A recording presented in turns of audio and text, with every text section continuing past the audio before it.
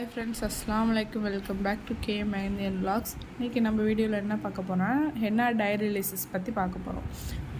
ஓகேவா, இந்த மாதிரி மேலே ப்ரௌனிஸாகவும் அடியில் வந்து க்ரீன் லேயராகவும் இருந்தால் உங்களோட ஹென்னா பவுடர் பர்ஃபெக்டாக சரியான பதத்தில் நம்ம மிக்ஸ் பண்ணி டைலூட் பண்ண வச்சுருக்கோம் அப்படின்றத நீங்கள் வந்து புரிஞ்சுக்கலாம்.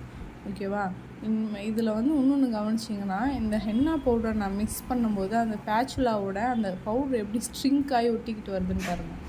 அந்த மாதிரி நம்ம வரும்போது தான் நம்மளோட மெஷர்மெண்ட்ஸு ஹென்னா பவுடர் எல்லாமே நல்ல குவாலிட்டியில் இருக்குது, கரெக்டான மெஷர்மெண்ட்டில் நம்ம வந்து மிக்ஸ் பண்ணியிருக்கோம் அப்படின்றது வந்து உங்களுக்கு கரெக்டாக தீர்மானமாக பர்ஃபெக்டாக முடிவெடுக்கிறதுக்கு இது ஒரு பெஸ்ட்டு வே.